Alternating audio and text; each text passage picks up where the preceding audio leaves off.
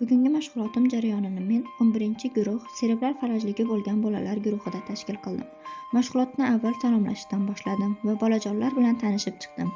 So'ngra bolalardan qanday kayfiyatda ekanliklarini va dam olishlari qanday o'tkazishganini so'radim. Ko'pchiligi bobo-buvasinikiga borishganini va sovg'alar olishganini aytishdi va xursand bo'lishdi. So'ngra bolalardan bugungi ob-havo haqida so'radim. Bolalarning ko'pchiligi bugungi ob-havo quyoshli ekanligini va kunlar ancha isib qolganini aytishdi.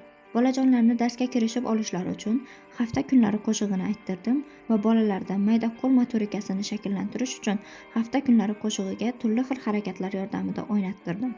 Keyin bolalar bilan o'tadigan mashg'ulotimiz mavzusi bo'yicha bir qancha ma'lumotlar berib o'tdim. Bugungi mavzumiz bahor fasli va bahorda ochiladigan gullar, turli xildagi gullaydigan daraxtlar mavzusi bo'lganligi sababli bolalardan bahorda qanday gullar ochilishi va uydagi gullagan daraxtlarni so'radim.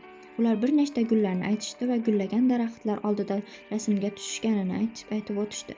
So'ng ular bir nechta daraxt gullarini ko'rsatdim va bolalarga qiziqarli bo'lish uchun daraxt chizdim va turli xil rangli qog'ozlardan foydalanib gullarni qirqib oldim.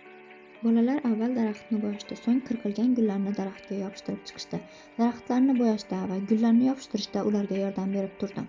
Chunki bolalarning ayrimlari serebral falajligi bo'lganligi bilan, ayrimlarida esa serebral falajlik bilan birgalikda aqli zaiflik kelgan. Shuning uchun bunday nuqsonga ega bo'lgan bolalar biror narsani mustaqil ravishda bajara ololmaganliklari uchun ularga yordam berib turdim.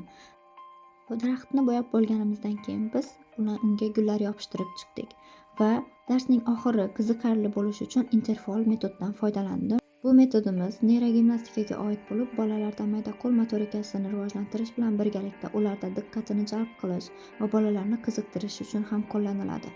Bu metoddan bolalar qo'shiqqa mos ravishda turli xildagi harakatlar qilishadi.